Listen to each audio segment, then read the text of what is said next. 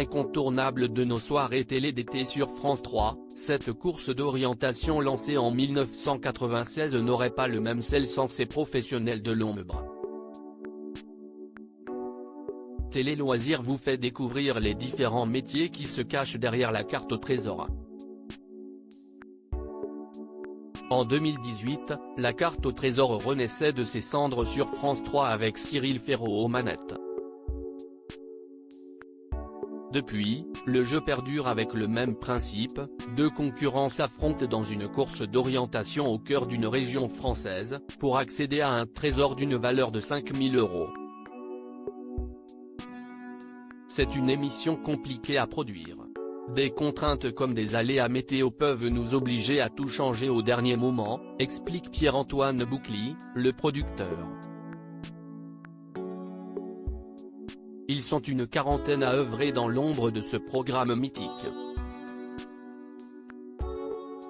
Portrait de 4 d'entre eux. La carte au trésor, qui écrit les énigmes du jeu de Cyril Ferraud sur France 3, Yves Maillard est le taulier de la carte au trésor.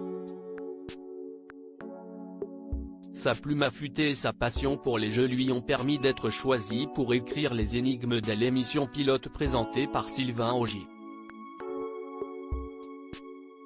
Jouer sur les doubles sens m'amuse beaucoup, raconte-t-il. Avant d'être soumises aux candidats, ces phrases mystérieuses sont souvent testées auprès des locaux, s'ils ne les comprennent pas, on les change, même au dernier moment. Les ingrédients d'une bonne énigme ? Une phrase courte qui perd le candidat mais pas trop, et amuse le téléspectateur. Il confie, ça se joue parfois à un mot ou une virgule. C'est un travail d'orfèvre. Cyril Ferraud a un pilote d'hélicoptère attitré dans la carte au trésor. En dehors de ce jeu, Félix Claro, spécialisé dans la captation d'images en hélicoptère. En dehors de ce jeu, il s'illustre dans des émissions, des Racines et des Ailes, et événements sportifs, les 24 heures du Mans. Présent depuis les débuts de Cyril Ferraud partage une belle complicité avec l'animateur, on n'a pas besoin de se parler pour se comprendre, un regard suffit. À bord, il aide aussi le cadreur, comme j'ai une meilleure visibilité, je peux lui suggérer d'élargir son cadre pour que l'image soit plus belle. La carte au trésor, une nounou veille à ce que les candidats du jeu de France 3 ne trichent pas. Ils m'appellent souvent maman, même ceux plus âgés que moi, explique Marina Mazet à propos des candidats.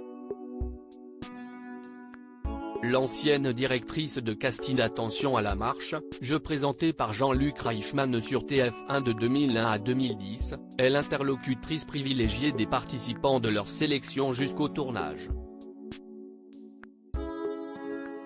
Si elle s'assure qu'ils ne trichent pas dès leur arrivée, Marina est surtout là pour prendre soin d'eux lors des moments off. S'ils ont faim, soif ou un bobo, je suis là. Ils reviennent, mes enfants, s'amuse-t-elle. Une fois par an, tous les candidats se retrouvent le temps d'une soirée. Et elle est évidemment de la partie. La cadreuse de la carte au trésor porte une caméra de 12 kg. Rodée aux jeux d'aventure comme Pékin Express, Cécilia Léré est la seule femme à courir aux côtés des candidats avec une caméra de 12 kg sur l'épaule. Véritable coéquipière, elle doit être multicasquette. Coach déjà. Il faut les rassurer non-stop. S'ils ont perdu une énigme, ils peuvent se décourager, explique-t-elle. Journaliste aussi, quand elle pousse les candidats à verbaliser ce qu'ils pensent. Cécilia s'assure également de leur sécurité pendant la course. On a signé pour ça, grince-t-elle gentiment avant de conclure, mais on a cette chance de découvrir la France vue d'en haut, c'est unique à vivre.